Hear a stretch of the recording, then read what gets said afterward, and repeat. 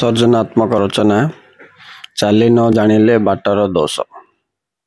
भावार्थ यह एक लोकप्रिय कथा। यार अर्थ है केही कौनसी काम करि न पारिले अन्य उपरे दोष लेदी दबा। तापर व्याख्या लिखिबो।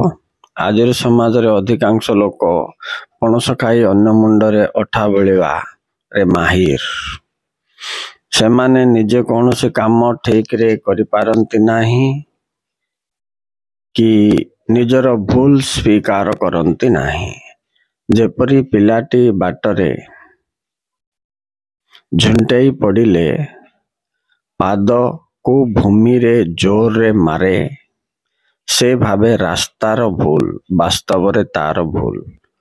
माध्याकर्षण शक्ति तो ता नियम निश्चित करिवो। ठीक से परे आ गोटे उदाहरण दबा। छात्र किंबा छात्री भल पढ़ंती नाही से माने फेल हेले क्वेश्चन पेपर किंबा बही किंबा अनुष्ठान को निंदा दियंती। व्यतिक्रम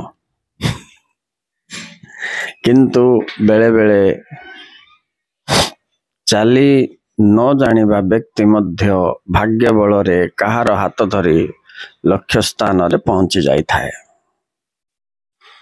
भल पाठ न पढ़ी मध्य केते पिला पास होई जानती एवं केते पिला भल डिग्री न रखिथिले मध्य चाकरी पाई जानती। इटा होची व्यतिक्रम बोले भावार्थर विरोध रे लिखियो। ठीक अछि उदाहरण आ गोटे ऐड करिया पई चेष्टा करिवो। तो तळे आ पांचटा इंपोर्टेंट अछि देखो।